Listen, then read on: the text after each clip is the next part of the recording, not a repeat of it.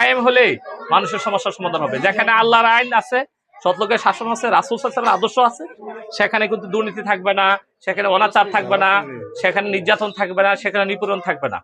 এই জন্য 54 বছরে রাষ্ট্রটা কিন্তু অনেকে শাসন করছে। আমাদের মুক্তি কিন্তু হয় না, কারো বাড়ি হয়েছে, গাড়ি হয়েছে, কেউ বড় হয়েছে। আপনি বলেন আমাদের রাষ্ট্র কি পরিবর্তনটা হলো?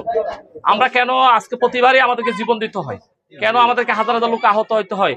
একজন ক্ষমতা যা তারা আবার নামানোর জন্য আমাদেরকে উঠে পড়ে লাগতে হয়। তার কারণ কি? কারণ আমাদের কোনো টেকসই কোনো এখনো ক্ষমতা সরকার আমরা কিন্তু হয় নাই। এই জন্য এমন সরকার আমাদের কায়েম করতে হবে যে সরকার মানুষের কথা বলবে, মানবতার কথা বলবে, দেশের জন্য কথা বলবে। আমরা চাচ্ছি যে কসবা আখড়াটাকে একটা ভালো সমৃদ্ধ এলাকা গড়ে তুলতে।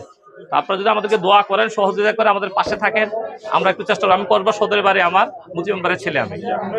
তো আপনারা দোয়া করেন কাজ করে। আমাদের তো সবাই আপনারা আমাদের বড় ভাই, দোয়া বেশি বেশি করে করবেন। ভাইরা কেমন আছো তোমরা? ভালো আছো? ভালো আছো? আমরা কোন দিকে যাবো? ওইদিকে?